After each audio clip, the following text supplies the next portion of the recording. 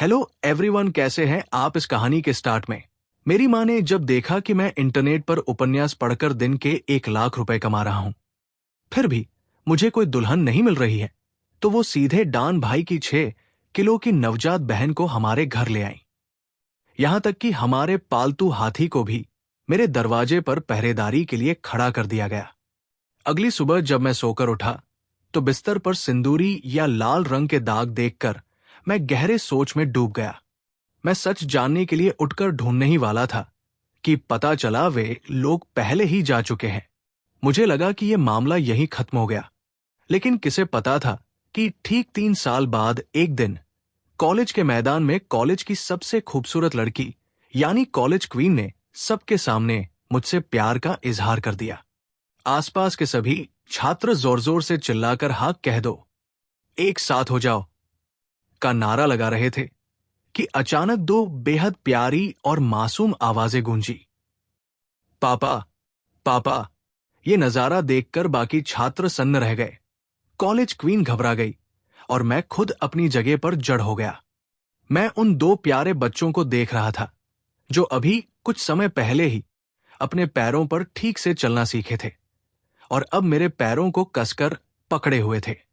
मैंने कहा, माना कि तुम दोनों बहुत प्यारे हो और मुझे बच्चे बहुत पसंद हैं, लेकिन तुम लोग ऐसे कुछ भी नहीं बोल सकते। मैं तुम्हारा पापा नहीं हूं। मेरी बात अभी खत्म ही हुई थी कि 7-8 हटे-कटे बॉडीगार्ड्स ने मुझे चारों तरफ से घेर लिया। उन बॉडीगार्ड्स के बीच में एक बेहद खूबसूरत लड़की खड़ी थी, जिसने कॉर्पोरेट पेंसिल स्कर्ट पहन रखी थी। अपनी पोशाक से वो किसी की सेक्रेटरी लग रही थी। आप ही मिस्टर येशुआन है ना? हमारी मैडम ने आपको याद किया है और आपको एक बार हमारे साथ चलना होगा। अगर आप सहयोग नहीं करेंगे तो हम आपके साथ जबरदस्ती भी कर सकते हैं। भले ही वो सेक्रेटरी शियाओली बाहर से बहुत शांत दिख रही थी, लेकिन उसके दिल में उथल पुथल मची हुई थी। 3 साल पहले उसकी मैडम का जिस मर्द के साथ रिश्ता था, वो दरअसल कॉलेज के तीसरे साल का एक छात्र निकला। ये सोचकर शियाओली की आंखें फड़कने लगी। मैडम 3 साल पहले भी इतनी एडवांस थी? सचमुच मैडम लाजवाब है, लेकिन क्या किसी को आमंत्रित करने का यह सही तरीका है? तुरंत ही मेरे दिल में शियाओली की उस मैडम के लिए इंप्रेशन यानी छवि पूरी तरह गिर गया। लेकिन ऐसी औरत ना इतने प्यारे बच्चों की परवरिश की है। ठीक है, मैं तुम्हारे साथ चलता हूं। बिना किसी हिचकिचाहट के मैं दृढ़ता से बोला। मैं इसलिए नहीं जा रहा कि मैं इनसे लड़ नहीं सकता, बल्कि मैं ये जानना चाहता हूं कि वो औरत आखिर करना क्या चाहती है। पापा गोदी लो। मुझे भी गोदी चाहिए। मुझे भी, दोनों बच्चों ने एक साथ कहा। नहीं, मैंने अपनी आवाज को थोड़ा सख्त करते हुए कहा। मेरी बात सुनते ही आसपास के 7-8 बॉडीगार्ड्स एक कदम आगे बढ़ गए। इसने मुझ पर भारी दबाव बना दिया और मेरा मुंह अजीब बन गया। क्या इतनी दादागिरी दिखाना जरूरी है? अच्छा, अच्छा, बाबा, मैं गोदी लेता हूं। यह सुनकर दोनों बच्चे खुशी से खिलखिलाकर हंस पड़े। उन्होंने अपने 4 छोटे छोटे हाथों से मेरी गर्दन को कसकर पकड़ लिया और मेरे गाल पर मुआ करके चूमा। अजीब बात थी, जैसे ही मैंने उन दोनों बच्चों का चुंबन महसूस किया, मेरे दिल की सारी नाराजगी एक हवा निकले हुए गुब्बारे की तरह गायब हो गई और उसकी जगह एक अनोखी मिठास ने ले ली। टिन-टिन, सर्वश्रेष्ठ डैडी सिस्टम यानी द स्ट्रॉन्गेस्ट डैडी सिस्टम सफलतापूर्वक बाइंड हो गया है। मेजबान यानी होस्ट ने अपनी 2 सगी बेटियों को पहचान लिया है। पुरस्कार के रूप में पैसिव एबिलिटी यानी निष्क्रिय क्षमता, आकर्षण का प्रभामंडल यानी चार्म ऑरा प्रदान की जाती है। इसी समय दोनों बच्चों ने मेरे गाल पर एक बार फिर प्यार से चूमा। वाह पापा, आप अचानक बहुत हैंडसम हो गए। हाँ, मेंगमेंग को पापा बहुत बहुत पसंद है। उनकी नन्ही और मासूम आवाजें मेरे कानों में किसी जादुई धुन की तरह गूंज रही थी, जिसने मेरे दिल को झकझोर कर रख दिया। हालांकि मेरा मुंह और ज्यादा अजीब हो गया। बात यह है कि मैं सच में तुम्हारा पापा नहीं हूं। ऐसा कैसे हो सकता है पापा? हम अपने पापा को पहचानने में कभी गलती नहीं कर सकते। हाँ पापा, मम्मा ने कहा था कि आप ही हमारे पापा हो। दोनों बच्चों की बातें सुनकर मैं निरुत्तर हो गया। मैं 20 साल से ज्यादा का युवा होकर 2 साल के 2 बच्चों से बहस कर रहा था। भाग 2, मुहांशव्यू से मुलाकात और डीएनए टेस्ट का सच। मोडू यूनिवर्सिटी यानी शंघाई यूनिवर्सिटी के मीटिंग रूम में एक लड़की बिजनेस सूट पहने बैठी थी। उसकी खूबसूरती और आभा इतनी कमाल की थी कि पूरे कमरे में एक शक्तिशाली वुमन बॉस यानी लेडी डॉन का प्रभाव महसूस हो रहा था। इसी समय मीटिंग रूम का दरवाजा खुला। 7-8 बॉडीगार्ड्स दोनों तरफ कतार में खड़े हो गए और मैं दोनों बच्चों को अपनी गोदी में उठाए बड़े गर्व से कमरे के अंदर दाखिल हुआ। आवाज सुनकर मुहांशव्यू ने उस तरफ देखा और चौंक गई। तुम? मैं जो पूरी तैयारी के साथ आया था कि उस औरत से जमकर सवाल जवाब करूंगा, सामने खड़ी उस बेमिसाल सुंदरी को देखते ही दंग रह गया। ये वही औरत थी जो 3 साल से लगातार मेरे दिमाग में बसी हुई थी। लंबे समय बाद मिले। मुहांशव्यू ने अपनी खूबसूरत आंखें उठाकर मुझे देखा और वो एक पल के लिए ठहर गई। इस लड़के के शरीर में जैसे कोई रहस्यमयी जादू था जिसने उसे अपनी नजरें हटाने की अनुमति नहीं दी। ये औरत 3 साल बाद पहले से भी कहीं ज्यादा आकर्षक लग रही थी। काश उस समय मैंने थोड़ी और हिम्मत दिखाई होती और एक बार और। वो उड़ती हुई तितली आज भी यादों में बसी है। मेरी आंखों में चमकती हुई शरारत को भांपकर मुहांशव्यू ने ठंडी सांस ली और फुसफुसाई, पुरुष तो बस धोखेबाज यानी पिग ट्रॉटर्स होते हैं। सचमुच 3 साल बाद भी ये लड़का वैसा ही था, बस 3 साल पहले की तुलना में थोड़ा और हैंड सम हो गया था। दोबारा मिलने पर मैं थोड़ा झेम गया। हां, बहुत दिनों बाद मिले। तभी बड़ी बेटी टोंगटोंग ने बाजी मारते हुए सबसे पहले बात शुरू की। उसका वो शरारती और चुलबुला अंदाज किसी का भी दिल जीत ले। मम्मा, हमें पापा मिल गए। छोटी बेटी मेंगमेंग को यह बात पसंद नहीं आई और उसने मुंह बनाकर शिकायत की। टोंगटोंग, तुम ऐसी कैसे हो सकती हो? पापा को सबसे पहले मैंने ढूंढा था। अपनी इन 2 बेहद प्यारी बेटियों को देखकर मुहांशव्यू के होठों पर एक ऐसी मुस्कान तैर गई जो लाखों लोगों को दीवाना बना दे। उसने अपनी मखमली उंगलियों से दोनों बेटियों के सिर को बड़े लाड से सहलाया। उसकी आंखों में ममता उमड़ रही थी। तुम दोनों ने पापा को एक साथ ढूंढा था, है ना? मम्मा की बात सुनकर टोंगटोंग और मेंगमेंग ने एक दूसरे को देखा। एक मासूम सिंह की आवाज निकाली और अपना मुंह दूसरी तरफ घुमा लिया, जैसे कह रही हो, मैं तुमसे बात नहीं करती। ये नजारा देखकर मैं थोड़ा असमंजस में पड़ गया। ये क्या चल रहा है? क्या ये दोनों बच्चे अपनी क्यूटनेस से जान ले लेंगे? लेकिन इससे पहले कि मैं कुछ समझ पाता, दोनों बच्चों ने एक साथ फिर धमाका किया। पापा, आप ही बताओ। इस अचानक आए मोड़ पर मैं अपनी ही थूक से खांसने लगा। क्या बकवास है! इन दोनों नन्ही जानों ने मुझे फिर से पापा कह दिया। मुहांशव्यू ने ये श्वान यानी मुझे तिरछी नजरों से देखा और मन ही मन सोचा कि 3 साल पहले उसने जो बोया था, आज उसी का सामना करना पड़ रहा है। दोनों बच्चों को मुझे परेशान करते देख मुहांशव्यू को एक अजीब सा सुकून मिला। इसके बाद उसने मीटिंग टेबल पर एक फाइल रखी जिसके कवर पर लिखा था, विवाह समझौता यानी मैरिज एग्रीमेंट। ये देखकर मेरे दिमाग में मानो 10,000 घोड़े दौड़ने लगे। ये औरत तो सच में बड़ा दाव खेल रही थी। लेकिन इससे पहले कि मैं कुछ बोल पाता, पटाख की आवाज के साथ 2 कागज और 2 ट्रांसपेरेंट यानी पारदर्शी प्लास्टिक के बैग उस शादी के समझौते के ऊपर आकर गिरे। सच तुम्हारे सामने है, तुम मानो या न मानो, टोंगटोंग और मेंगमेंग तुम्हारी ही बेटियां हैं। ये उनका और तुम्हारा डीएनए यानी पितृत्व टेस्ट है।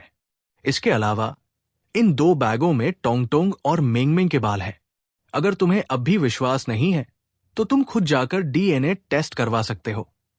मैंने अपना मुंह खोला पर कुछ कह नहीं सका।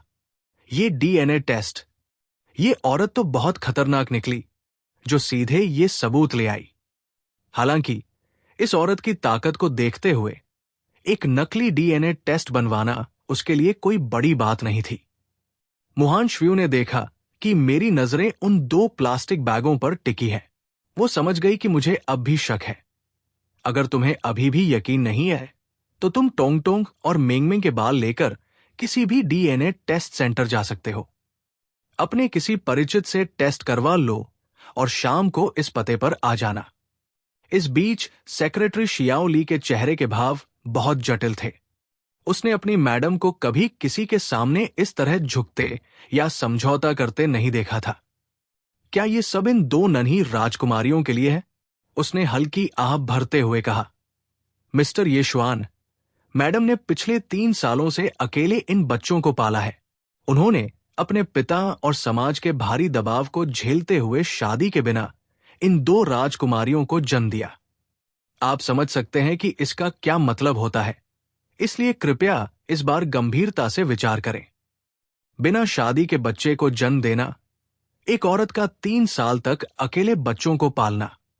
अगर वे दोनों बच्चे सचमुच मेरे हैं तो मैंने इस मां और उसकी दोनों बेटियों का बहुत कुछ बकाया कर दिया है। ये सोचते ही मैंने तुरंत अपने बचपन के दोस्त झो जितियान को फोन मिलाया। डीएनए टेस्ट सेंटर चलो। भाग 3, सच का सामना और आलीशान विला में वापसी। मेरा दोस्त झो जितियान हाथ में 2 डीएनए टेस्ट रिपोर्ट लेकर बाहर आया। उसने मेरे कंधे पर हाथ थपथपाया और बड़े ईर्ष्या भरे लहजे में कहा, ये शुआन यानी लीव, तुम तो छा गए यार। तुम्हारा ये झो भाई अभी तक सिंगल है और तुम्हारे बच्चे भी हो गए।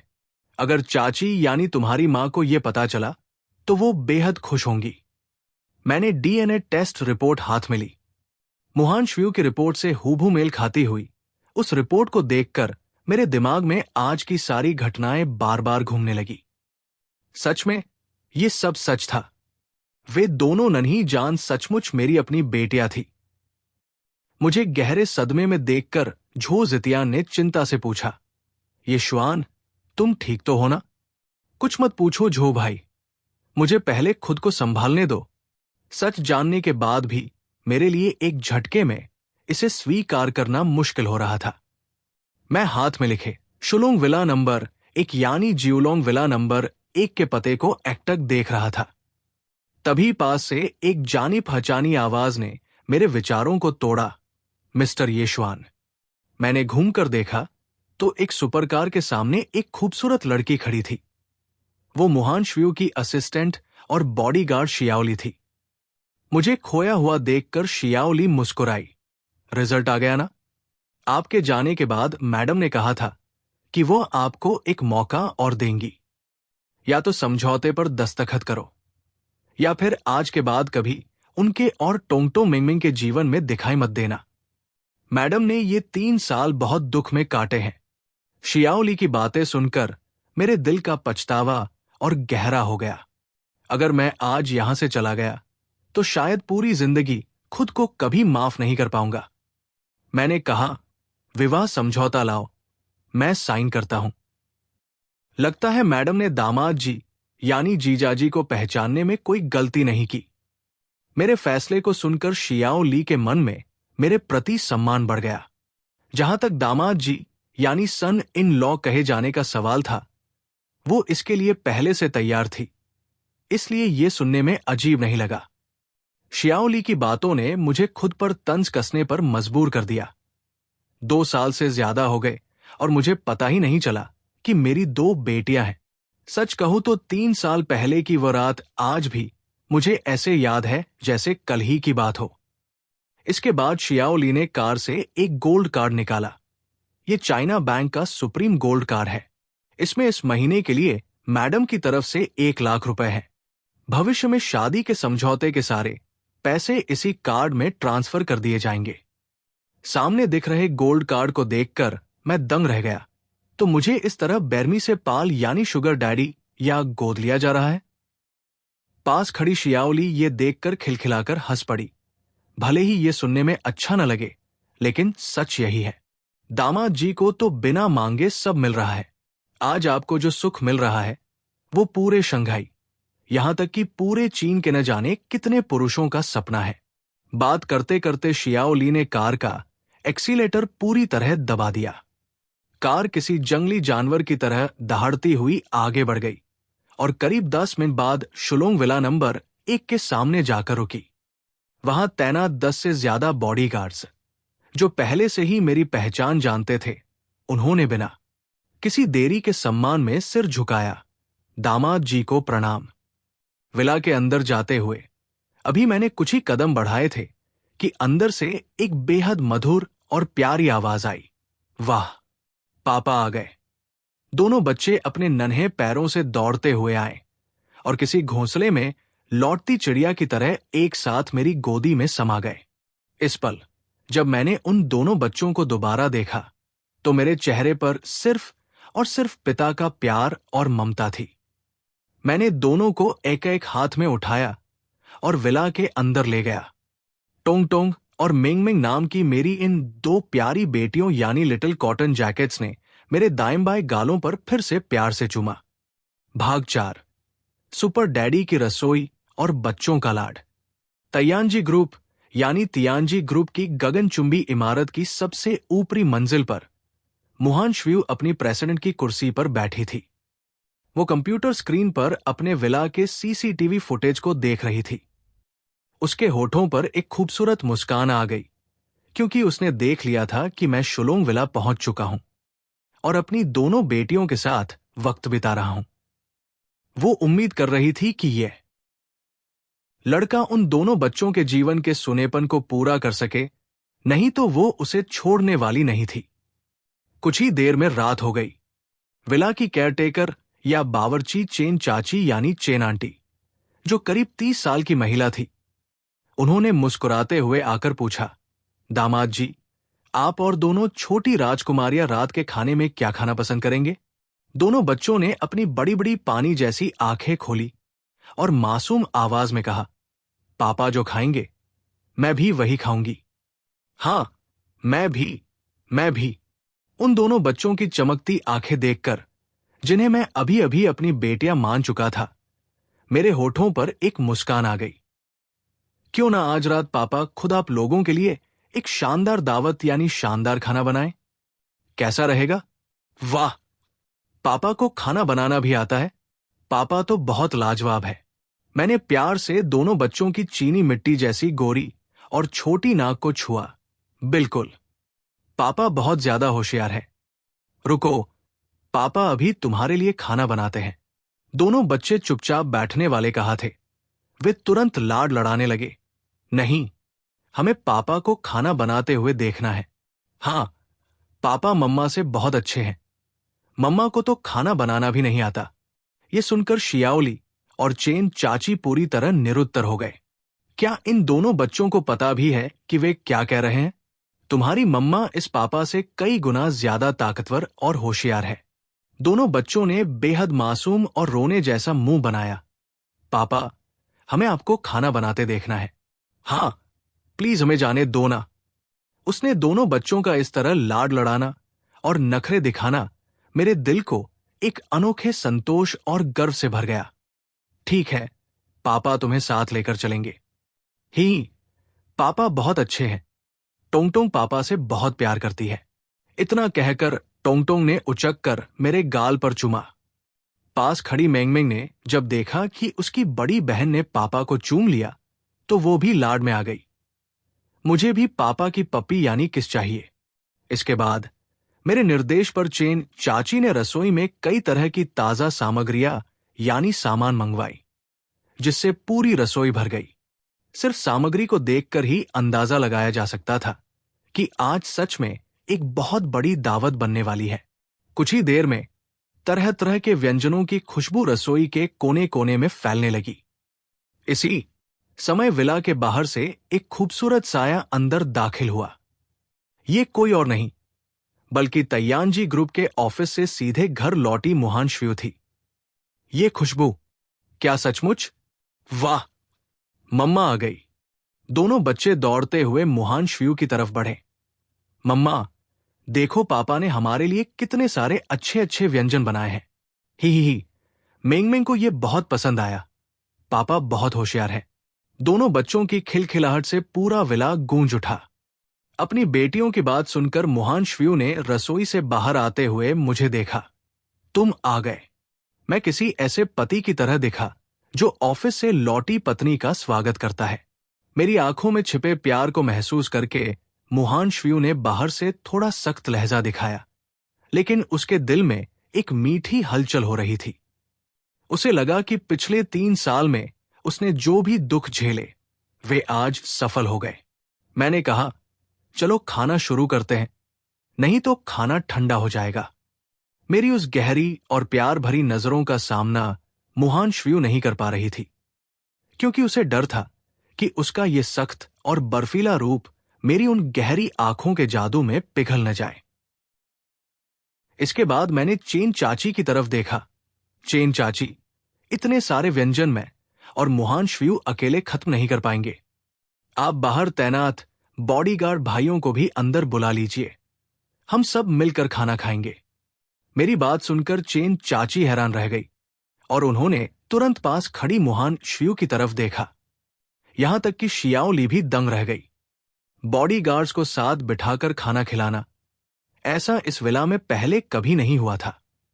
चेन चाची और बाकी लोगों को असमंजस में देखकर मैंने उस दबंग महिला बॉस मुहांशव्यू की तरफ देखा। कोई समस्या है क्या, मुहांशव्यू? मेरी और चेन चाची की नजरों को महसूस करके मुहांशव्यू का खूबसूरत चेहरा शर्म से थोड़ा लाल हो गया। इस तरह नाम लेकर बुलाए जाने की उसे आदत नहीं थी, हालांकि उसे बुरा नहीं लगा था। मुझे क्या देख रही हो? जाओ, बुलाओ उन्हें। चेन चाची एक पल के लिए थमी, फिर तुरंत हामी भरी। लेकिन बॉडीगार्ड्स को बुलाने जाते समय उन्होंने मेरी तरफ एक गहरी और सम्मान भरी नजर डाली। देखा जाए तो इस नए दामाद जी का रुतबा बहुत बड़ा है। आते ही उन्होंने मैडम से विला का नियम तोड़वा दिया। वाह, पापा बहुत कमाल के हैं। हां, मम्मा ने तो कभी बॉडीगार्ड अंकल लोगों को विला के अंदर खाना नहीं खाने दिया ना। दोनों बेटियों ने इस समय अपनी मां की पोल खोल दी, जिस पर मुहांशव्यू ने उन्हें आंखें दिखाई, जिससे डरकर दोनों बच्चे चुप हो गए। उसका वो मासूम अंदाज देखकर शियाओली और बाकी नौकरानियां अपनी हंसी नहीं रोक पाई। कुछ ही देर में बाहर से 10 से ज्यादा बॉडीगार्ड्स अंदर आ गए। जब उन्होंने अपने चेन चाची से पता चला कि ये नए दामाद जी की इच्छा है, तो वे बेहद सम्मानित महसूस करने लगे और घबराते हुए बोले, दामाद जी और मैडम का बहुत बहुत धन्यवाद। हम तो बाहरी लोग। मैंने मुस्कुराते हुए कहा, धन्यवाद की कोई बात नहीं है भाइयों। इन पिछले 3 सालों में आप लोगों ने मुहांशव्यू, टोंग टोंग और मेंगमेंग का जो ख्याल रखा है, उस एहसान को मैं ये श्वान हमेशा अपने दिल में रखूंगा।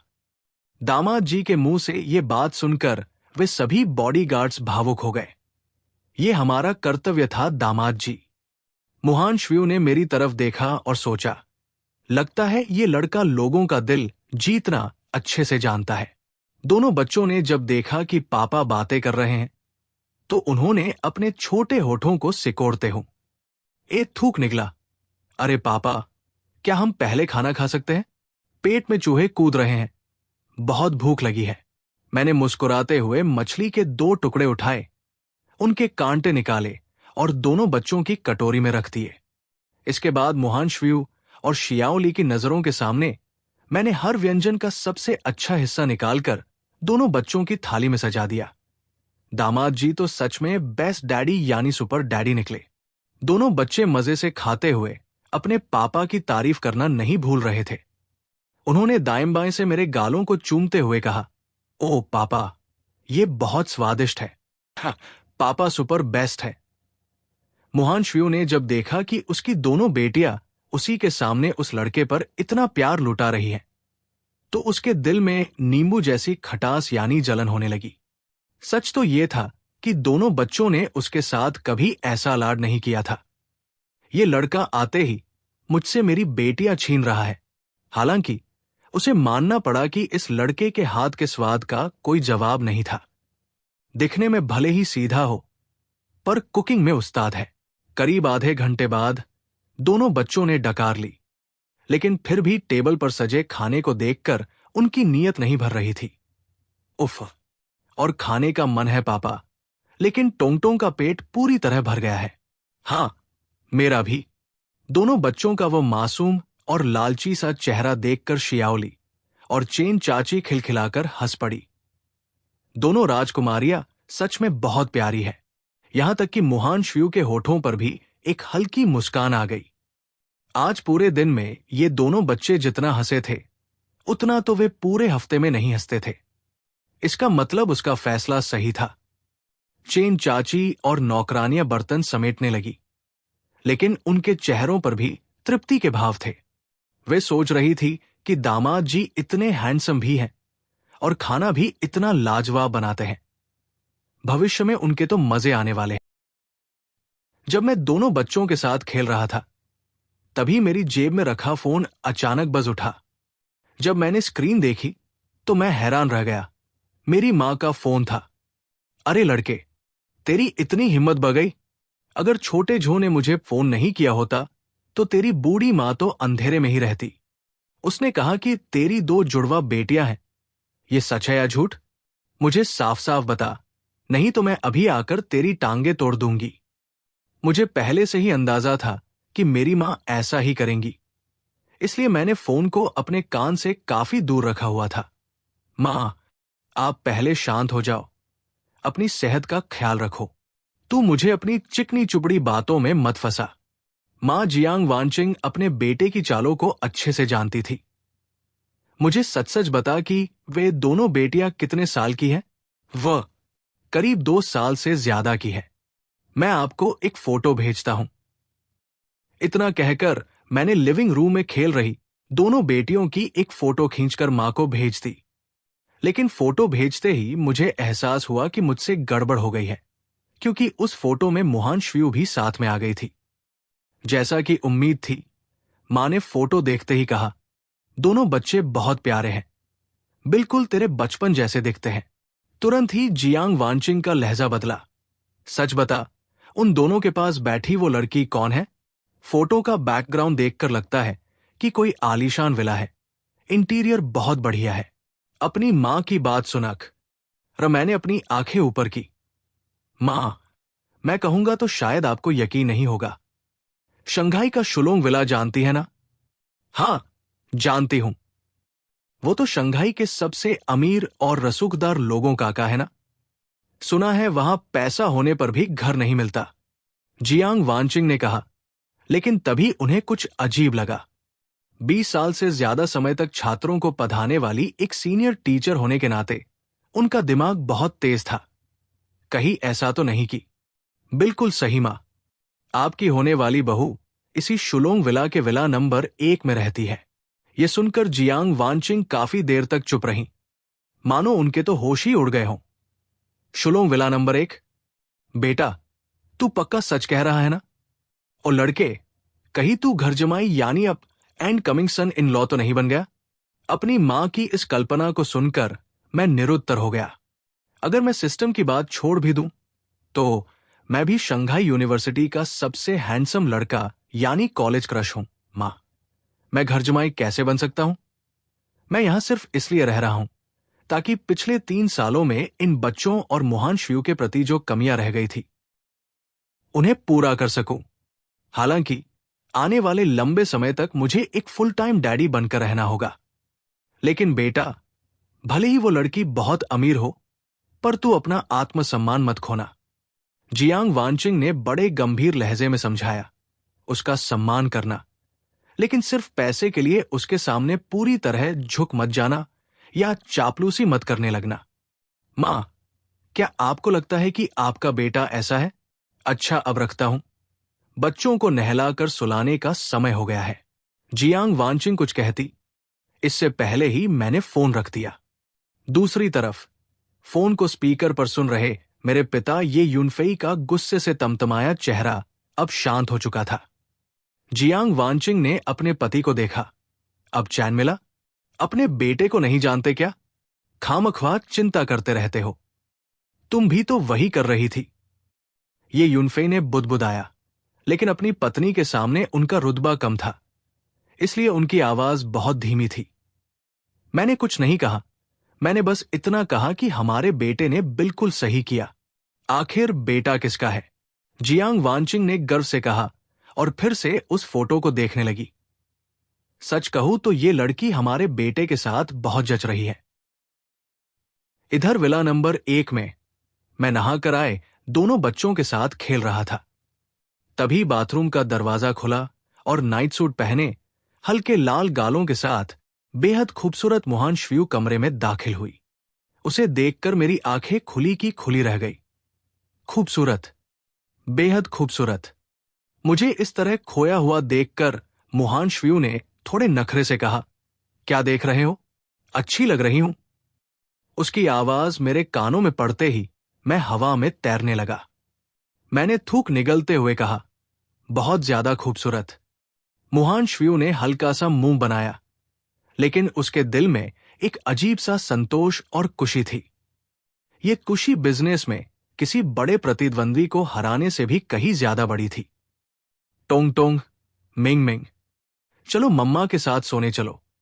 मुहांशव्यू ने मुझे एक लुक यानी नजर दी और दोनों बच्चों का हाथ पकड़कर बेडरूम की तरफ ले जाने लगी, ताकि मुझे अकेले इस खाली कमरे में छोड़ सके। नहीं, हमें पापा के साथ सोना है।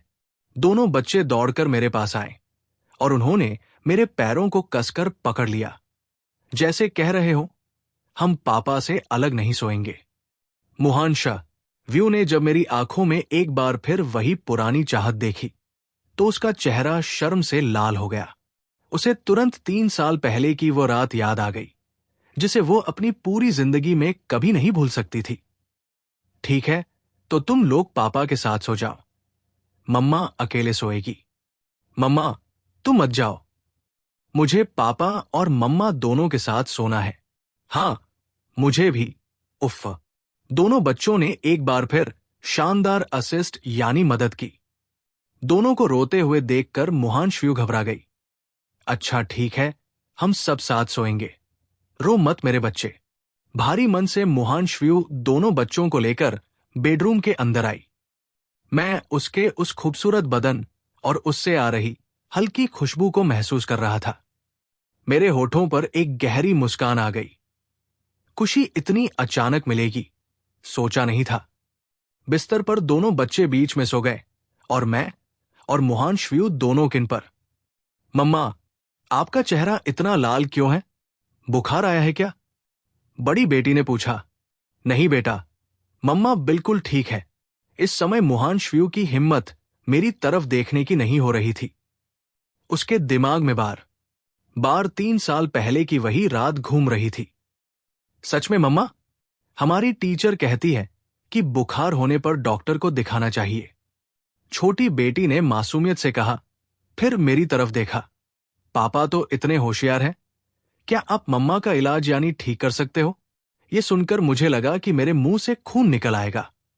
इलाज कैसे करना है ये मुझे अच्छे से पता है, बस देखना यह है कि तुम्हारी मम्मा तैयार है या नहीं। मुहांशव्यू ने गहरी सांस ली। ये दोनों बच्चे सच में बहुत ज्यादा शरारती थे। उसने खुद को संभाला और बात बदलने के लिए कहा, अच्छा, मम्मा तुम्हें एक कहानी सुनाती है। कहानी का नाम सुनते ही दोनों बच्चों के चेहरे उतर गए। नहीं मम्मा, आपकी कहानियां तो हम कई बार सुन चुके हैं, बिल्कुल मजा नहीं आता। यह सुनकर मुहांशव्यू का चेहरा शर्म से लाल हो गया। यह सीधा दिल पर वार था, लेकिन यह सच भी था। बिजनेस में इतनी व्यस्त रहने वाली औरत को कहानियों के बारे में कहां से ज्यादा पता होता। दोनों बच्चों की आंखें घूमी और उन्होंने मेरी तरफ देखा। पापा, आप ही सुनाओ ना। ही, हाँ, पापा तो इतने होशियार हैं, उनकी कहानी पक्का बहुत अच्छी होगी। मैंने दोनों बच्चों की बात सुनी और मुहांशव्यू की उस थोड़ी चिढ़ी हुई नजरों को देखा। ये सही रहेगा क्या? हाँ पापा, प्लीज, हमें आपकी कहानी सुननी है। दोनों बच्चों ने लाड लड़ाया। मैं अपनी इन दोनों छोटी प्रेमिकाओं यानी बेटियों की जिद के आगे झुक गया। ठीक है, तो पापा आज तुम्हें बदसूरत बत्तख के बच्चे यानी द अगली डकलिंग की कहानी सुनाएंगे। इसके बाद मैंने अपनी आवाज को थोड़ा जादुई बनाते हुए कहानी सुनाना शुरू किया। कहानी सुनते सुनते मुहांशव्यू भी हैरान रह गई और मेरी तरफ देखने लगी। ये लड़का इतनी अच्छी और गहरी कहानियां भी सुना सकता है। दोनों बच्चे कहानी में पूरी तरह खो चुके थे, मानो वे खुद को उस बदसूरत बत्तख की जगह देख रहे हों। जो पैदा होते ही आसपास के लोगों के ताने सुनता है, लेकिन कभी हिम्मत नहीं हारता और आखिर में एक खूबसूरत हंस बन जाता है। वाह पापा, ये तो बहुत अच्छी कहानी थी। हाँ, शुरू में वो बत्तख कितनी बेचारी थी, लेकिन अनुभव में कितनी खूबसूरत बन गई। मैंने दोनों बच्चों के सिर को सहलाया। बिल्कुल, हमारी जिंदगी में भी परेशानियां और दुख आना तय है, लेकिन अगर हम हिम्मत से उनका सामना करें तो हम जो चाहे वो पा सकते हैं। बिल्कुल उस बत्तख की तरह जो अंत में एक खूबसूरत हंस बन गई। इस गहरे संदेश वाली कहानी को सुनकर मोहांशु की आंखों में एक अनोखी चमक आ गई। लगता है मैंने इस लड़के को बहुत कम आंका है। बच्चों को दी जाने वाली शिक्षा को इतनी आसानी से कहानी में पिरो दिया। क्या ये सचमुच सिर्फ कॉलेज के तीसरे साल का छात्र है? हाँ पापा, मैं भी एक समझदार बत्तख बनूंगी। हाँ, मैं भी। दोनों बच्चों ने पूरी गंभीरता से अपना सिर हिलाया। उनका वो सीधापन सचमुच दिल जीतने वाला था। अच्छा, तो पापा पहले से ही अपनी दो खूबसूरत भविष्य की हंसों को बधाई देते हैं। ये सुनकर दोनों बच्चे अपनी प्यारी डिंपल वाली मुस्कान के साथ हंस पड़े। पूरे कमरे में मानो खुशियों का माहौल बन गया था। पास बैठी मोहांशु एक तरफ तो खुश थी, लेकिन दूसरी तरफ उसे इन दोनों बच्चों और मेरे बीच के इस गहरे तालमेल से थोड़ी जलन यानी स्वीट जेलसी भी हो रही थी। थैंक यू पापा, बड़ी बेटी ने कहा और मेरे गाल पर चुमा। छोटी भी कहाँ पीछे रहने वाली थी, उसने भी उसी जगह पर चूमा। इस समय मोहांशु को लगा कि उसकी अहमियत पूरी तरह खत्म हो चुकी है। उसके दिल में ईर्ष्या का गुबार उठ रहा था, पर वो गुस्सा भी नहीं कर पा रही थी। पता नहीं इस लड़के को लाकर मैंने सही किया या गलत। पापा, मुझे एक और कहानी सुननी है। छोटी बेटी ने अपनी खूबसूरत आंखें खोलकर मुझसे कहा। मैंने मुस्कुराते हुए कहा, ठीक है, अब पापा तुम्हें स्नो वाइट की कहानी सुनाएंगे। दोनों बच्चे आंखें फाड़कर कहानी सुनने लगे, क्योंकि ये कहानी उन्होंने पहले कभी नहीं सुनी थी। ये मम्मा की बोरिंग कहानियों जैसी बिल्कुल नहीं थी। ये तो बहुत मजेदार है।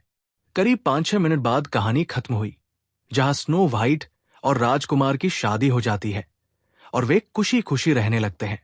ही, स्नो वाइट कितनी लकी थी, लेकिन वो सौतेली मां बहुत बुरी थी।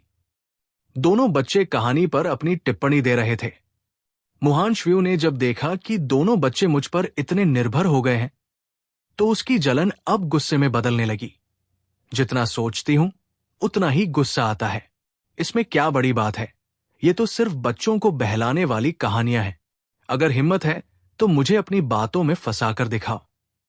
नहीं, रहने दो, मैं तुम्हें रोते हुए नहीं देखना चाहती। ही, मम्मा को रोना आएगा। मम्मा शर्मा रही है। बेटियों की बात सुनकर मोहांशु का चेहरा लाल हो गया और उसकी जीतने की इच्छा जाग उठी। तुम्हें इतना भरोसा है कि तुम जीत जाओगे? बड़ा घमंड है। चलो, एक शर्त लगाते हैं, कैसा रहेगा? मोहांशु की बात सुनकर मेरे दिल में लड्डू फूटा। इस लड़की को लगता है अब तक हार का स्वाद चखने को नहीं मिला है। मैंने पूछा, शर्त क्या है? दाव पर क्या लगाना है? मोहांशु ने अपनी आंखें घुमाई। अगर तुम मुझे अपनी बातों में नहीं फंसा पाए और हार गए, तो भविष्य में तुम्हारा हर महीने का पॉकेट मनी यानी खर्चा आधा कर दिया जाएगा। यानी सिर्फ 50,000 रुपए मिलेंगे। पॉकेट मनी आधा? ये तो बड़ा दाव खेल रही है। मैंने कहा, क्या हुआ? डर गई या खुद पर भरोसा नहीं है? मोहांशु के लहजे से लग रहा था कि वो मुझे पूरी तरह हराने के लिए तैयार है। डर? मुझसे? बिल्कुल नहीं। लेकिन अगर मैं हार गया तो पैसे आधे होंगे, पर अगर तुम हार गई तो? बात करते हुए मेरी नजरें मोहांशु के बदन पर ऊपर से नीचे तक घूमी, जिससे उसके शरीर पर रोंगटे खड़े हो गए। तुम ही बताओ, क्या चाहती हो? मैंने मोहांशु के उस आत्मविश्वास को देखकर अपने होठों पर एक या शरारती मुस्कान लाई। अगर तुम हार गई तो तुम्हें मुझे एक पप्पी यानी किस करनी होगी। मोहांशु ने मेरे इस बढ़ते हुए नखरे को देखा। ठीक है, मुझे मंजूर है। मुंह से तो उसने कह दिया, पर मन ही मन सोच रही थी। रुको बेटा, अभी तुम्हारी सैलरी आधी करती हूं। वाह, पापा और मम्मा का गेम शुरू होने वाला है। ही, बहुत मजा आएगा। कौन जीतेगा? दोनों बच्चे आसपास कूदकर माहौल बनाने लगे। बच्चों को ऐसा करते देख मुहांशु ने खुद से कहा कि इस बार तो किसी भी हाल में नहीं हारना है। मुझे लगा कि मुहांशु का यह रूप सच में बहुत प्यारा था। भले ही वो बाहर से कितनी भी सख्त दिखती हो, तो हारने के बाद मुकरना मत। मुकरने वाला कुत्ता बनेगा। तुम बनोगे कुत्ते। अभी तुम्हारी सैलरी आधी होने दो, फिर देखती हूं तुम्हारा ये घमंड। मुहांशु ने मुझे आंखें दिखाई। उसे लगने लगा था कि मैं अब बहुत ज्यादा मनमानी करने लगा हूं। चलो जल्दी शुरू करो, दोनों बच्चों ने कहा। पापा चीयर अप, मम्मा चीयर अप। माहौल में एक अजीब सा रोमांच आ गया था। मैंने मुस्कुराते हुए अपनी एक लंबी उंगली उठाई और मुहांशु की आंखों में आंखें डालकर उस पर दबाव बनाने की कोशिश की। जैसा कि उम्मीद थी, मेरे आकर्षण के प्रभामंडल के असर से मुहांशु का दिल एक पल के लिए डगमगा गया और उसके गाल थोड़े लाल हो गए। मैंने पूछा, ये क्या है? उसने तुरंत जवाब दिया। दोनों बच्चों ने ताली बजाई। मम्मा बहुत होशियार है। मैंने उसकी उस घमंड भरी नजरों पर ध्यान नहीं दिया, क्योंकि ये तो सिर्फ एक जाल था। इसके बाद मैंने 2 उंगलियां उठाई। तो ये कितना हुआ? 2। मुहांशु का जवाब इस बार पहले से भी तेज था। ये देखकर मेरे होठों पर एक गहरी मुस्कान आ गई। यही तो मैं चाहता था। इसका जीतने का भूत पूरी तरह जाग चुका है। तो एक और एक कितने हुए? मैंने अपनी आवाज की रफ्तार बहुत तेज कर दी और साथ ही हाथ की 3 उंगलियां खड़ी कर दी। 3। मुहांशु ने बिना सोचे समझे सीधे उंगलियों को देखकर जवाब दे दिया। जवाब देने के बाद उसने मेरी तरफ एक घमंड भरा लुक दिया, जैसे कह रही हो, ऐसे बच्चों वाले सवाल से मुझे हराओगे? वाह पत्नी जी, तुम तो सच में बहुत होशियार हो। मैंने उस नाइट सूट पहने सुंदरी की तरफ देखकर शरारत से कहा। पत्नी जी यानी वाइफ शब्द सुनते ही मुहांशु का चेहरा पूरी तरह तमतमा गया। हूं, वो तो मैं। मुहांशु अपनी जीत के नशे में मेरे उस संबोधन को भूल ही गई और अपनी खूबसूरत गर्दन को गर्व से ऊपर उठाया। तभी दोनों बच्चों ने अपनी बड़ी बड़ी आंखें घुमाई और अपना सिर खुजलाते हुए मासूमियत से पूछा, अरे मम्मा, एक और एक तो 2 होते हैं ना, 3 कैसे हुए? इस मासूम आवाज ने मुहांशु के दिमाग की बत्ती जला दी। वो एक पल के लिए सन्न रह गई, फिर उसका पूरा चेहरा टमाटर की तरह लाल हो गया। तुमने जानबूझकर ऐसा किया। ही, जानबूझकर किया या नहीं, ये छोड़ो। हारने वाला अपनी शर्त पूरी करे। वाह, मम्मा अब पापा को चूमने वाली है। ही, बहुत मजा आएगा। दोनों बच्चों ने अपनी बड़ी बड़ी आंखों से मम्मा को घेर लिया और अपनी मां की टांग खींचने लगे। मम्मा, शर्त तो पूरी करनी पड़ेगी ना। मुहांशु ने हम बाप बेटियों का यह रूप देखा तो अपने दांत भींचे। जानबूझकर किया था, पक्का जानबूझकर। बहुत बदमाश हो। चूमना ही है ना? कौन सा पहली बार है? ये देखकर दोनों बच्चों ने और मजा लिया। पापा मम्मा, एक बार और खेलो ना, ये गेम तो बहुत मजेदार है। हाँ, एक बार और। मैंने दोनों बच्चों के गालों को सहलाया। तुम लोग क्यों आग में घी डाल रहे हो? देख नहीं रहे मम्मा कितनी शर्मा रही है? मुहांशु ये सुनते ही मानो किसी ऐसी बिल्ली की तरह बिफर गई जिसकी पूंछ पर पैर पड़ गया हो। कौन शर्मा रहा है? चलो दोबारा खेलेंगे। इस बार अगर मैं जीती तो तुम्हारी पूरी 1 लाख की सैलरी काट लूंगी। दम है तो बोलो, सच में खेलना है? ठीक है, लेकिन अगर इस बार तुम हारी तो इस बार मैं तुम्हें चूमूंगा। कैसा रहेगा? ठीक है, मुझे मंजूर है। गुस्से और अपनी हार का बदला लेने के लिए मुहांशु ने तुरंत हामी भर दी। मैंने कहा, तो ध्यान से सुनो। एक चिड़ियाघर में एक जिराफ रहता था जिसका नाम था मैं तुमसे प्यार नहीं करती यानी आई डोंट लव यू, और एक हाथी था जिसका नाम था मैं तुमसे प्यार करता हूं यानी आई लव यू। एक दिन मैं तुमसे प्यार नहीं करती मर गई, तो बताओ कौन बचा? सवाल बहुत सीधा था, पर इसमें मैंने एक बहुत बड़ा जाल बुना था। मुहांशव्यू ने बिना सोचे समझे तुरंत जवाब दिया, मैं तुमसे प्यार करता हूं। उसका जवाब आते ही मैंने मुस्कुराकर कहा, पत्नी जी, मैं भी तुमसे बहुत प्यार करता हूं। लेकिन सही जवाब हाथी था, उसका नाम नहीं। मुहांशव्यू की आंखें फटी की फटी रह गई। उसने जब दिमाग पर जोर दिया तो उसे समझ आया कि वो फिर से मेरे जाल में फंस चुकी है। वाह पापा, आप तो बहुत कमाल के हो। मम्मा को फिर से हरा दिया। ही, मम्मा लगातार 2 बार हार गई। ऐसा तो पहले कभी नहीं हुआ। पापा, जल्दी से मम्मा को चूम लो, कितना अच्छा लगेगा। दोनों बच्चों ने फिर से असिस्ट किया। मैं तो पहले से ही तैयार था। इससे पहले कि मुहांशव्यू कुछ समझ पाती, मैंने आगे बढ़कर उस बेमिसाल सुंदरी के चेहरे को अपने दोनों हाथों में लिया और उसके होठों पर एक गहरा चुंबन जड़ दिया। मेरे दिल ने मुझसे कहा, अपनी ही तो मम्मा है, चूम लिया तो क्या हुआ। जब मुहांशव्यू को होश आया तो उसका दिमाग पूरी तरह सुन्न हो चुका था। उसकी सोचने समझने की शक्ति खत्म हो गई थी। उसने अपनी बड़ी बड़ी आंखों से मुझे देखा, मानो उसे यकीन ही नहीं हो रहा हो कि इस लड़के ने सच में ऐसा कर दिया। तुम बहुत बुरे हो। तुम्हारी हिम्मत कैसे हुई मुझे चूमने की? चलो, एक आखिरी बार और शर्त लगाते हैं। मैंने अपनी आवाज को थोड़ा गंभीर किया। इस बार अगर मैं हारा तो न सिर्फ मैं हर महीने के 1 लाख रुपए छोड़ दूंगी, बल्कि सालाना मिलने वाले सारे पैसे भी नहीं लूंगा। मैं जिंदगी भर मुफ्त में तुम्हारा फुल टाइम डैडी बनकर रहूंगा। कैसा रहेगा? ये बड़ा दाव सुनकर मुहांशव्यू की आंखों में चमक आ गई। ये दाव उसकी पिछली शर्तों से कई गुना बड़ा था।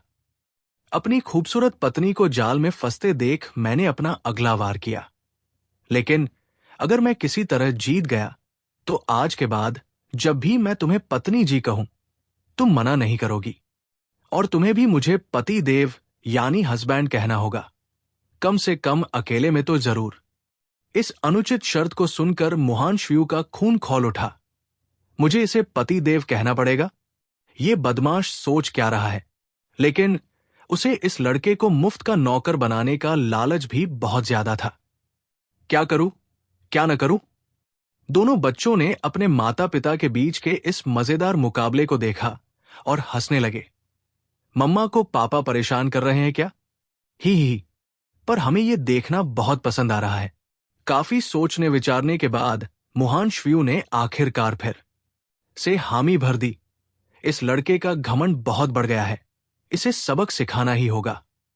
ठीक है, मुझे मंजूर है। अगर मैं इस बार हारी तो तुम मुझे पत्नी कह सकते हो, मैं मना नहीं करूंगी। और अकेले में मैं भी तुम्हें पति देव कहूंगी। उसकी वो मीठी और लाडली आवाज सुनकर मेरी तो मानो हड्डियां ही पिघल गई।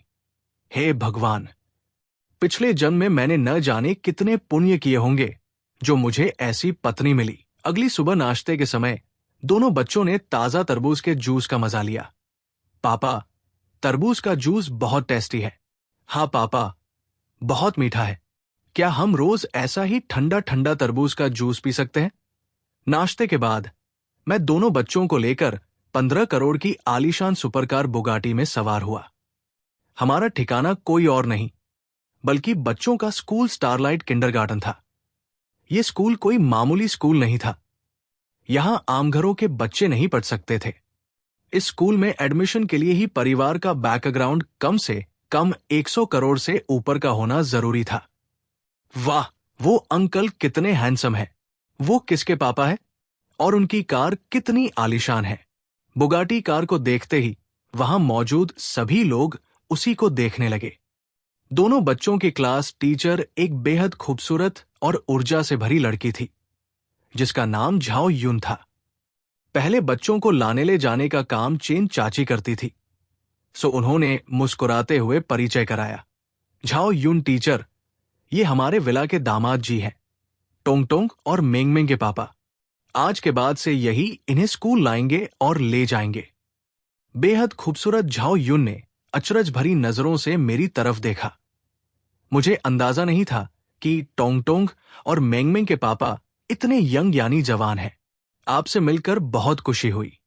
कुछ औपचारिक बातें करने के बाद मैंने प्यार से दोनों बच्चों की नाक को छुआ। Tong Tong, Ming Ming, school में अच्छे बच्चे बनकर रहना। शाम को पापा तुम्हें लेने आएंगे। दोनों बच्चों ने मेरे दाएं बाएं गालों पर चूमा। बाय बाय पापा। ये नजारा देखकर वहां मौजूद बाकी माता पिता, खासकर युवा माताएं, मेरे आकर्षण के प्रभामंडल के असर से इतनी प्रभावित हो गई कि उनका मन हुआ कि वे सीधे आकर मुझे गले लगा ले। जब तक लोग होश में आते, बुगाटी कार अपनी तेज आवाज के साथ वहां से ओझल हो चुकी थी। कार को जाते देख टीचर झाओ यून के दिल में एक अजीब सी मायूसी छा गई और वो कार की तरफ देखती ही रह गई। तभी दोनों समझदार बच्चों ने अपनी टीचर का चेहरा देखा और बोले, झाओ यून टीचर, आप हमारे पापा को पसंद करती है ना? लेकिन हमारे पापा बहुत हैंडसम है और हमारी मम्मा बहुत खतरनाक यानी डरावनी है। आपका कोई चांस नहीं है। अपनी मम्मा की वफादारी करते हुए दोनों बच्चों ने अपनी टीचर को पहले ही चेतावनी दे दी। पापा सिर्फ हमारे और मम्मा के हैं। भाग 8। रेस्टोरेंट का हंगामा और सुपर डैडी की ताकत। जुइशेंजू रेस्टोरेंट के अंदर करीब दर्जनों युवा छात्र जमा थे। वे रेस्टोरेंट के आलीशान इंटीरियर को देख रहे थे। वाह, जुइशेंजू रेस्टोरेंट का तो कोई जवाब नहीं है। सुना है हमारे कॉलेज का हैंडसम हंक ये शुआन किसी अमीर अमीर औरत के चक्कर में पड़ गया है और उसने कॉलेज से नाम भी कटवा लिया है। आज ये उसी की विदाई पार्टी यानी फेयरवेल पार्टी है। इन फुसफुसाहटों को सुनकर मेरे दोस्त लिन शियुया के चेहरे पर गुस्सा आ गया। हमारा भाई तुम लोगों को अपनी विदाई पार्टी दे रहा है। क्यों? कि वो हमारी 3 साल की दोस्ती का सम्मान करता है। तुम लोगों के दिमाग में क्या कचरा भरा है? अगर खाना नहीं खाना तो अभी बाहर निकलो। अपने दोस्तों के बीच चल रही इस गलतफहमी और लिन शियुया के गुस्से को देखकर कॉलेज क्वीन लियू शिलान ने गहरी सांस ली और एक कदम आगे बढ़ाया। उसने एक पल के लिए मेरी तरफ देखा और बोली, इस बात की गवाह मैं खुद हूं। उस दिन मैं भी वहां मौजूद थी। 2 बेहद प्यारे बच्चों ने ये शुआन को पापा कहकर पुकारा था। आगे बात बढ़ाते हुए लियू शिलान का चेहरा थोड़ा लाल हो गया। उस बच्चों के साथ आई औरत ने मुझे चेतावनी दी थी कि अगर मैंने दोबारा ये शुआन के बारे में कुछ भी सोचा तो उसकी मैडम मुझे सबक सिखा देंगी। लियू शिलान की गवाही सुनकर जो छात्र अफवाहें उड़ा रहे थे, उनके चेहरों पर मानो किसी ने जोरदार तमाचा जड़ दिया हो। पूरा कमरा शांत हो गया। तभी अचानक बाहर से बच्चों के रोने की आवाज आई। आवाज सुनते ही मैं बिना एक पल गवाए सीधे बाहर की तरफ भागा। ये एक पिता का स्वाभाविक रिफ्लेक्स था। ये देखकर लियू शिलान और बाकी छात्र भी मेरे पीछे पीछे भागे। बाहर का नजारा देखकर सबके होश उड़ गए। हमारे पापा है। दोनों बच्चे रो रहे थे। उनके सामने एक 5-6 साल का मोटा लड़का खड़ा था जो उन्हें नजरत से देख रहा था। सबको पता है कि तुम दोनों अनाथ यानी बिना बाप के बच्चे हो। तुम्हारी सिर्फ मम्मा है, पापा नहीं है। तुम झूठ बोल रहे हो। टोंग टोंग और मिंग मिंग अभी सिर्फ 2 साल के थे। वे उस मोटे लड़के का सामना नहीं कर सकते थे। स्कूल की तरफ से आई टीचर झाओ यून का सिर दर्द कर रहा था क्योंकि यहां पढ़ने वाला हर बच्चा किसी न किसी बड़े घर का चिराग था। तुम्हारे पापा, उस मोटे लड़के ली श्याओदाओ की बात अभी पूरी भी नहीं हुई थी कि अपनी बेटियों के अपमान से भड़के एक सुपर डैडी यानी मुझ ने उसे एक जोरदार थप्पड़ रसीद कर दिया। ओम मोटे, दोबारा बोल कर दिखा। टोंग टोंग और मिंग मिंग ने जब देखा कि उनके पापा ने उस लड़के को सबक सिखा दिया है तो वे रोते हुए सीधे मेरी छाती से लिपट गई। पीछा करते हुए आए लिन शियुया और बाकी दोस्तों ने जब उस मोटे लड़के को हवा में उड़ते देखा तो उनके कदम वही थम गए। हमारा भाई तो बहुत खतरनाक निकला। 5-6 साल के बच्चे को भी नहीं छोड़ा। पर वो मोटा इसी के लायक था। मेरी भतीजी को गाली देने की उसकी हिम्मत कैसे हुई? टिन, मेजबान ने अपनी बेटियों के सम्मान के लिए कदम उठाया है। पुरस्कार के रूप में god level martial arts ability प्रदान की जाती है। इस क्षमता के मिलते ही मेरे अंदर का खून खौल उठा। हवा में गोली पकड़ना, बुलेट प्रूफ ग्लास तोड़ना, यहां तक कि हाथों से टैंक को चीर देना। तुम्हें पता है मैं कौन हूं? तुम्हारी हिम्मत कैसे हुई मुझे मारने की? वो मोटा लड़का ली शियाओदाओ रोते चिल्लाते हुए मेरी तरफ झपटा, पर पटाख की आवाज के साथ एक और थप्पड़ पड़ा और वो सीधे जमीन पर जा गिरा। आज मैं तुम्हें इस रेस्टोरेंट से बाहर नहीं जाने दूंगा। तभी जुइशनजू रेस्टोरेंट के बॉडीगार्ड्स ने मुझे घेर लिया। जब उन्होंने अपने मालिक के बेटे ली शियाओदाओ का सूजा हुआ मुंह देखा तो वे भड़क गए। छोटे मालिक, मारो इसे। 5-6 खतरनाक बॉडीगार्ड्स मेरी तरफ झपटे। उन्होंने कोई रहम नहीं दिखाया। लिन शियुया का चेहरा पीला पड़ गया। भले ही हमारा भाई लड़ना जानता हो, पर सामने रेस्टोरेंट के प्रोफेशनल बॉडीगार्ड्स हैं जो एक अकेले 10 पर भारी पड़ते हैं। हमारा भाई इनका सामना कैसे करेगा? लेकिन इससे पहले कि कोई कुछ समझ पाता, कमरे में हड्डियों के टूटने की आवाजें आईं। अगले ही पल सब हैरान रह गए। वे सभी बॉडीगार्ड्स जमीन पर चारों तरफ बिखरे पड़े थे और दर्द से कराह रहे थे। अपनी बेटियों के सामने उनके पापा सुपर हीरो बन चुके थे। दोनों बेटियों ने खुशी से तालियां बजाई। वाह, पापा बहुत स्ट्रांग है। पापा सुपर बेस्ट है। गो पापा। रुको। तभी रेस्टोरेंट की दूसरी मंजिल से एक आलीशान शख्स नीचे उतरा। उसके पीछे करीब 100 से ज्यादा लोग नीचे आ गए। अपने पिता को देखकर ली शियाओदाओ रोने का नाटक करने लगा। पापा, उस बुरे अंकल ने मुझे मारा। अपने बेटे की यह हालत देखकर रेस्टोरेंट के मालिक ली शिंगकोंग का गुस्सा 7वें आसमान पर पहुंच गया। मेरे ही रेस्टोरेंट में मेरे बेटे को मारा। लड़के, अगर आज तू यहां से सही सलामत बाहर निकल गया तो मैं अपना नाम बदल दूंगा। बहुत लड़ना आता है ना? देखता हूं कितने लोगों से लड़ सकते हो। मारो इसे। भागनो। मुहान श्व्यू की एंट्री और दबंगई। तभी रेस्टोरेंट का मुख्य दरवाजा जोर से खुला और अंदर करीब 10-12 लोग दाखिल हुए। उनके आगे कोई और नहीं बल्कि खुद मुहान श्व्यू थी। ली शिंगकोंग, तुम्हारी इतनी हिम्मत कि तुम मेरे आदमी पर हाथ उठाओ। लिन शियुया और बाकी दोस्तों ने जब उस बेहद खूबसूरत और दबंग औरत को देखा तो उन्होंने थूक निकला, हे भगवान, ये तो हमारी भाभी है। ये शुआन के बच्चों की मम्मा है। लियू शिलान ने भी जब उस बेमिसाल सुंदरी को देखा तो अपनी तुलना करके उसके होठों पर एक कड़वी मुस्कान आ गई। हम दोनों के बीच जमीन आसमान का फर्क है। मैं जिंदगी भर इसके जैसी नहीं बन सकती। मम्मा, तुम आ गई। वो बुरे लोग पापा को मारना चाहते हैं। वे सब बहुत बुरे हैं। मम्मा, सबको जेल में डाल दो। दोनों बच्चों ने मुहान श्व्यू का हाथ पकड़कर ली शिंगकोंग की तरफ इशारा किया। अपनी बेटियों की बात सुनकर मुहान श्व्यू के चेहरे पर गुस्सा साफ दिखाई दे रहा था। उसने ली शिंगकोंग की तरफ देखा।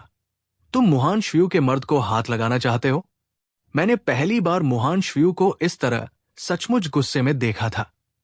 मेरे दिल ने कहा, ऐसी पत्नी पाना पिछले 10 जन्मों के पुण्यों का फल है। ये डैडी बनने का सफर तो बहुत मजेदार है। ली शिंगकोंग, जो अब तक गुस्से में था, मुहान श्व्यू को देखते ही उसकी रीढ़ की हड्डी में ठंडी लहर दौड़ गई। मां, मिस मुहान, आप यहां? तुरंत ही उसका लहजा 180 डिग्री बदल गया और वो मुस्कुराते हुए अपने बेटे की तरफ मुड़ा। शियाओदाओ, यहां आओ और माफी मांगो। पापा, मैं नहीं। ली शियाओदाओ की बात पूरी भी नहीं हुई थी कि ली शिंगकोंग ने खुद उसे एक थप्पड़ जड़ दिया। माफी मांग। अगर 1 सेकंड भी देरी की तो मैं तुझे जान से मार दूंगा। अपने पिता का ये रूप देखकर ली शियाओदाओ घबरा गया। मां, माफी चाहता हूं। मुझे तुम्हें बिना बाप के बच्चे नहीं कहना चाहिए था। मुझसे गलती हो गई। दोनों बच्चों ने कहा। इस मोटे ने अभी पापा को मारने की बात भी कही थी। मिस मुहान, अब तो ठीक है ना? ली शिंगकोंग मुहान श्व्यू के सामने भीगी बिल्ली बना खड़िया था।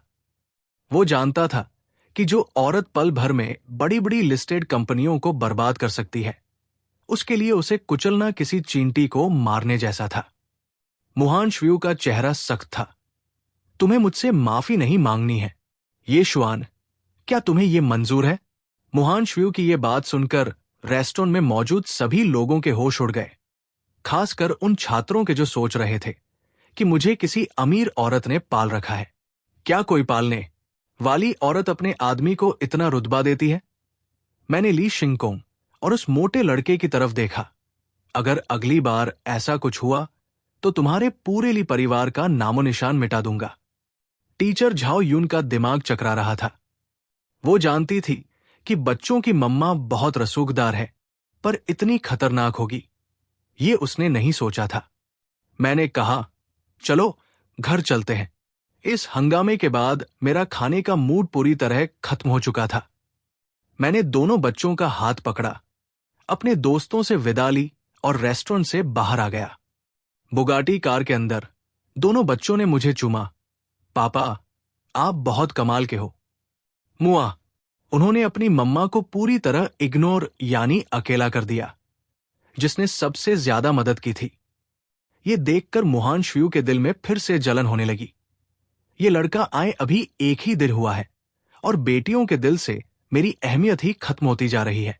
आज बचाया मैंने था और थैंक यू पापा को मिल रहा है। क्या तुम मुझे थैंक यू नहीं बोलोगे? मैंने मुस्कुराकर कहा। थैंक यू किस बात का पत्नी जी? पति का रक्षा करना तो पत्नी का फर्ज होता है ना। हम तो वैसे भी पुराने शादीशुदा जोड़े हैं। मुहान श्यू ने मुझे गुस्से से देखा। ये बदमाश कुछ भी बकवास करता रहता है। हमारे बच्चे 2 साल के हैं तो क्या हम पुराने जोड़े बन गए? शियाओली जो कार चला रही थी अपनी हंसी रोकने के लिए अपना मुंह दबाने लगी। भाग 10।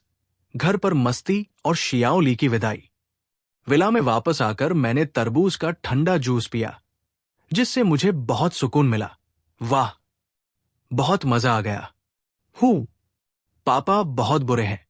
सारा जूस खुद ही पी गए, हमें नहीं दिया। दोनों बच्चों ने मुंह फुलाया। मैंने मुस्कुराते हुए उनके सिर को सहलाया। पापा अपनी जान को कैसे भूल सकते हैं? पापा को एक पपी दो, फिर पापा तुम्हारे लिए जूस बनाते हैं। दोनों बच्चों ने लाड में आकर मेरे गालों को चूमा। पापा, अब तो बनाओ ना। कुछ ही मिनटों में मैं रसोई से 3 गिलास तरबूज का जूस लेकर आया। तुम लोग जूस पियो, पापा नहाने जा रहे हैं। ठीक है पापा, आप जाओ। बच्चों ने अपने छोटे हाथों से मुझे बाय किया। मुहान श्यू कुछ कहना चाहती थी, पर जूस देखकर वो भी चुप हो गई।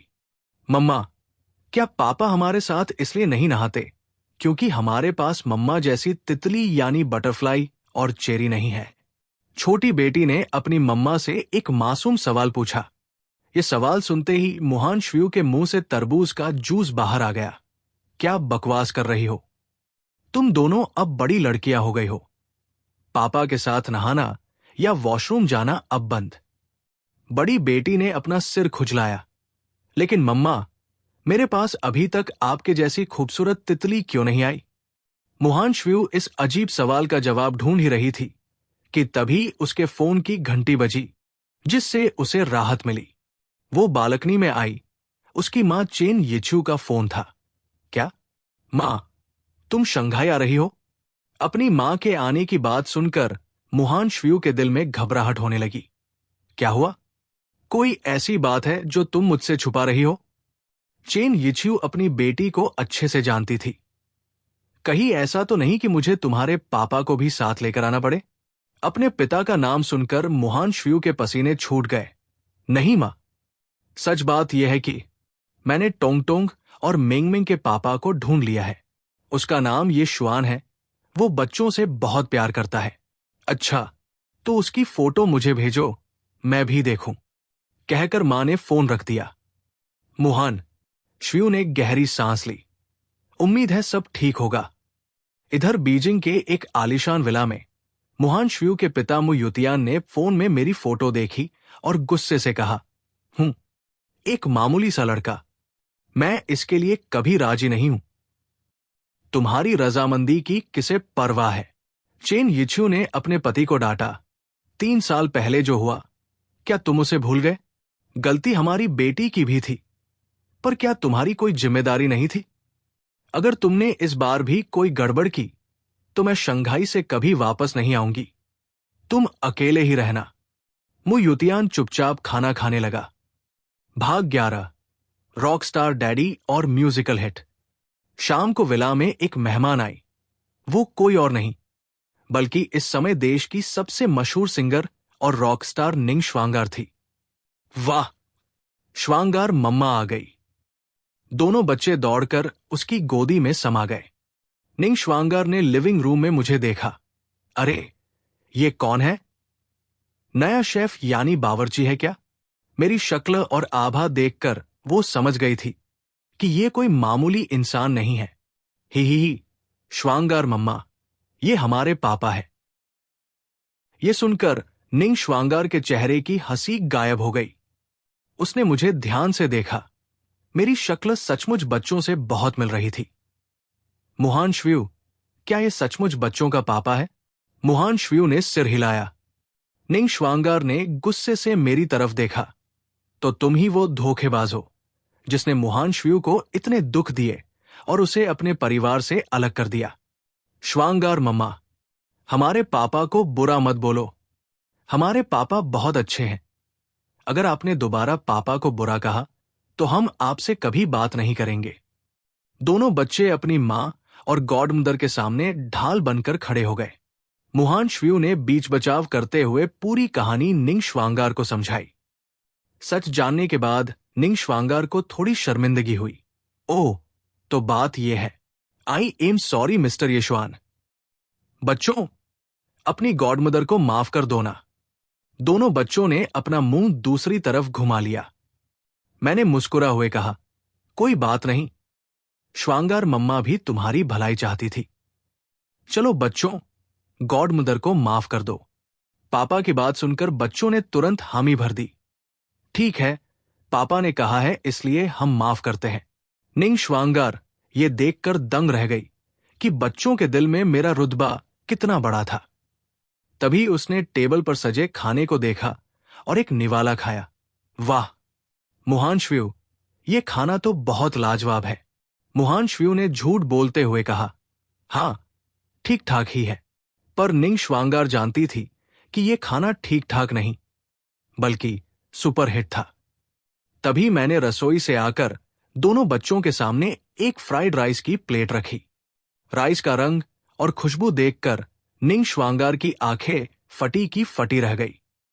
वाह पापा, ये फ्राइड राइस तो दुनिया का सबसे बेस्ट राइस है। दोनों बच्चे मजे से खाने लगे।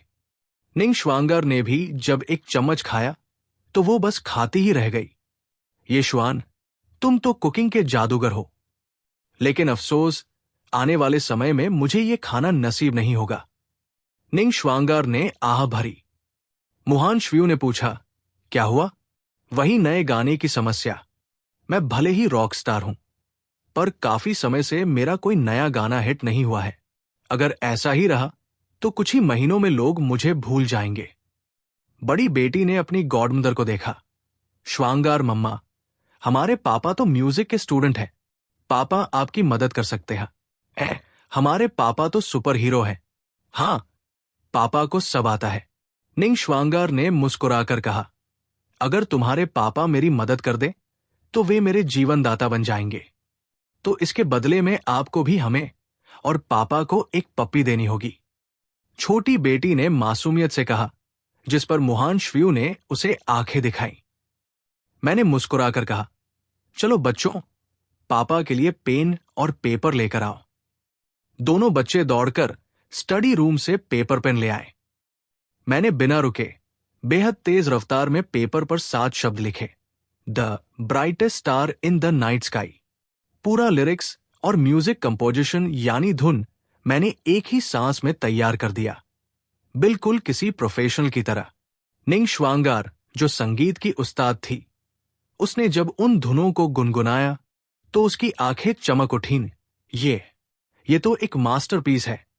मैंने देखा कि वो बहुत खुश है तो मैंने एक और गाना लिख दिया, द इनिशियल ड्रीम। दोनों गानों को देखकर निंग श्वांगार के होश उड़ गए। येशुआन, तुम तो जीनियस यानी महाज्ञानी हो। ये लो 1 लाख रुपए इन दोनों गानों के कॉपीराइट के लिए। वाह, पापा ने 2 गानों से 1 लाख रुपए कमा लिए। बच्चे खुशी से नाचने लगे।